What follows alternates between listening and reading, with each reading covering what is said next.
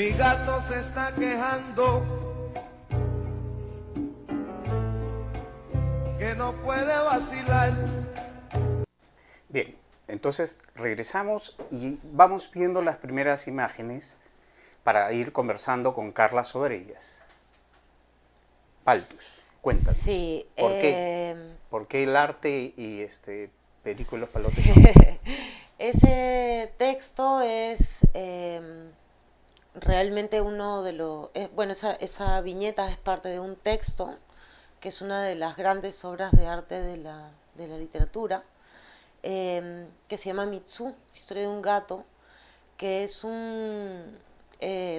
hecho por Baltus cuando él era un niño de 12 años, es ilustrado por él, y José María Rilke lo acompaña durante este proceso porque era amigo de la madre. Y entonces esta historia contada en estas viñetas cuenta la historia de cómo en esa época Baltasar encuentra un gato, lo lleva a su casa, es su amigo durante un montón de tiempo, pasan fiestas, tienen una vida en común y de repente el gato desaparece. Y entonces la historia primero la cuenta Rilke, contando una historia acerca de la pérdida y de lo que significa la pérdida para los seres humanos. Entonces esto que te hablaba de la condición humana, ¿no? Entonces, y luego dice, yo voy a contar esta historia primero para que ustedes comprendan estas viñetas, ¿no? Y entonces empiezan estas viñetas que narran la historia del niño con el gato y estas viñetas tienen una característica singular porque cada una de las escenas realmente nos permiten a nosotros sentir una identificación con el niño y la forma, ese es Baltus, y la forma en la que se relaciona con el gato, ¿no? Y si puedes pasar otra imagen, por favor. Ese es el libro del que, por ejemplo, ¿no? El niño leyendo en la cama antes de dormir, acompañado de su gato, en la escena anterior pintándolo, ¿no? Sí. Todas las cosas que un niño puede jugar con su mascota, ¿no? Si yo te digo, por ejemplo, ya, quiero un manual de cómo hacer historieta artística para dummies, ¿qué tendría que hacer? La verdad es que yo lo primero en lo que me fijaría, porque yo soy de literatura y veo el cómic desde ese lado, es en la historia que se va a narrar. Yo creo que lo más importante y es que sea una historia que realmente haya conmovido personalmente al autor. Y que una vez que haya sentido conmovido, esa conmoción trate de atraparla, de asirla con las imágenes. Yo creo que eso es lo básico. O sea, ¿no? A través de la narrativa. Evidentemente no hay historietas sin narrativa. No hay historietas sin narrativa y digamos que, o sea, siempre el ser humano cuando lee, consume arte o se acerca a una obra de arte, lo que busca es eso, también sentirse conmovido, pero además sentirse identificado con lo que está pasando, ¿no? Yo quería en su lugar, inmediatamente hay algo que te atrae del personaje y hace que tú te quieras sentir como él en ese momento, ¿no? Algunos cómics locales que cumplan esas características para ser permanentes, o sea, permanencia que también les da una calidad de arte. ¿Podemos ver un ejemplo local, por ejemplo, con Juan? Sí, claro, Juan tiene ese nivel, ¿no? Porque además es clarísimo cómo, o sea, el cómic tiene que ser muy agudo, el cómic tiene que ir así como un alfiler, ¿no? Hacia la persona en una sola viñetita. Y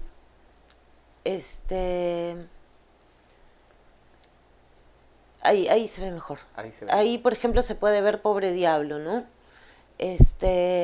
Las sensaciones de estos personajes, realmente pues en esa tinta te está transmitiendo una cosa trémula, ¿no? Que de por sí ya te está metiendo en estos personajes que tenían esta característica de finalmente poder vencer sus miedos, ¿no? Claro, pero a mí en particular, claro, eso de nivel el arte, para mí el arte necesariamente no es solamente una categoría, sino un reflejo, una visión y un impulsor. En todo caso, yo atribuiría, pues, si esto es arte, porque no solamente conmovió, sino porque rompió una serie de estructuras. Eso fue Juan en los 80, por ejemplo, con Los Pobres Diablos. Realmente no es que lo revitalizara, vino y destruyó todo lo concebido, ¿no? Y plantó ítems que hasta ahora pues se han vuelto Así es, perduраbles. porque justamente lo que hablábamos, pues tiene que tener esta dosis de extrañamiento. No es lo convencional, tiene que romper con lo convencional Claro. para que sea arte. Si es convencional, digamos, puede ser entretenido, ¿no? Te puede alegrar, te puede divertir, pero ni siquiera llega a ser pues una risa de esas que es con todo el cuerpo, ¿no? Esas risas, no sé. Sí, ahora quiero ver un poco lo que hizo Jaime Higa en los 80. Jaime es un pintor, él, Javier Salazar, participaron en el suplemento Nazca Comic de los años 80 que tuve el gusto de dirigir y comenzó a experimentar narrativamente con sus pinturas. Esto ya lo había hecho también por esa época Miguel Escano, ¿no? Y en todos ellos son pintores que acuden a la narrativa y comienzan a... podemos ir viendo cosas, me parece Manicomio se llamaba. Las cosas de Jaime realmente son muy profundas e interesantes. ¿No habías tenido oportunidad de verlo? No, la verdad que no. Sí, sí, sí. Y qué pena que lo ve de lejos, pero claro, está jugando. Sí, sí, sí, hay todo un juego narrativo y pictórico de Jaime, que inclusive tuvo doble página. La Lima, por ejemplo, tuvo un doble página, ¿no? Y en el momento, pues nadie llegó a entender a ciencia cierta por qué diablos nosotros poníamos cosas tan locas en un suplemento convencional de cómics, ¿no? Pero evidentemente que independientemente de la consideración gráfica o narrativa, los contenidos, lo que podía exhumar o mostrar Jaime, pues eran realmente de dotes y cualidades artísticas que solamente un ciego no las vería, ¿no? Claro, pues porque la sensación que tú tienes cuando ves esas imágenes se vuelven como sumamente atractivas, ¿no? Como que captan tu curiosidad, que tú quieres descifrar, ¿no? Esa cosa atractiva de descifrar, sobre todo de la combinación de palabra con imagen, ¿no? Que puede ser tan poderosa, que te puede descuadrar tanto, ¿no? Las posibilidades son infinitas, ¿no? Claro.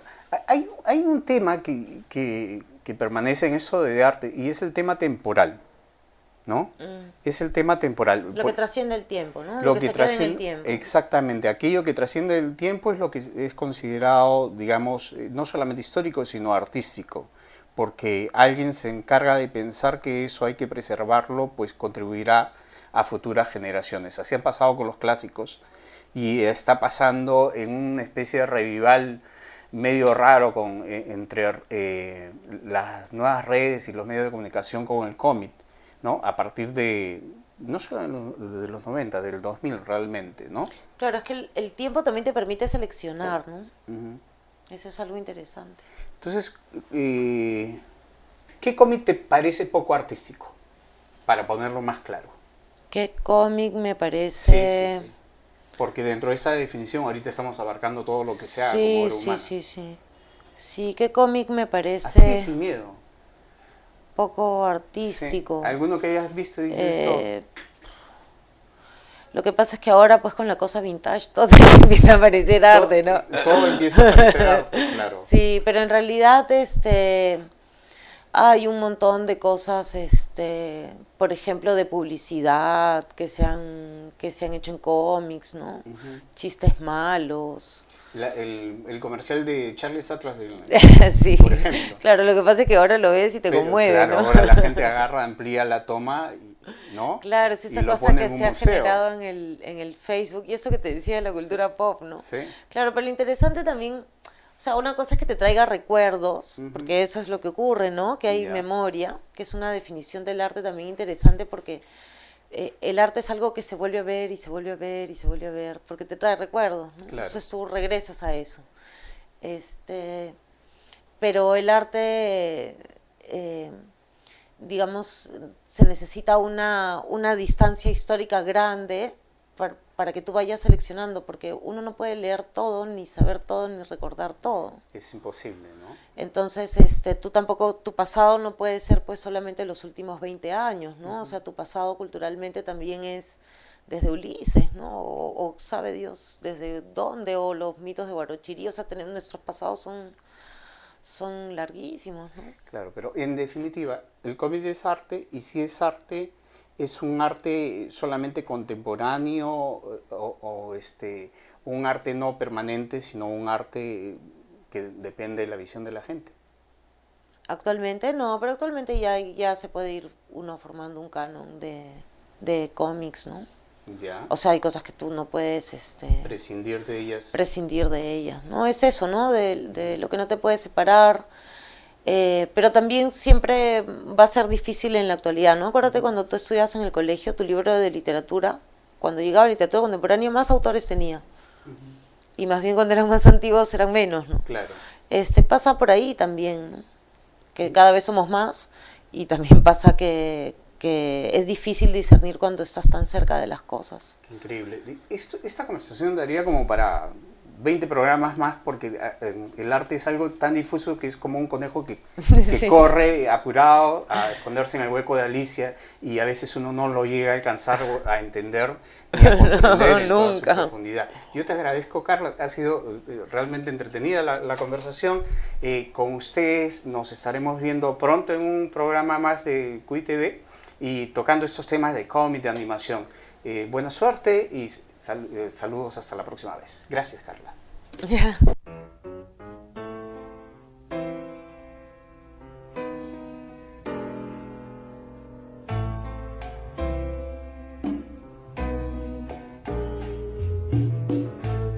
Mi gato se está quejando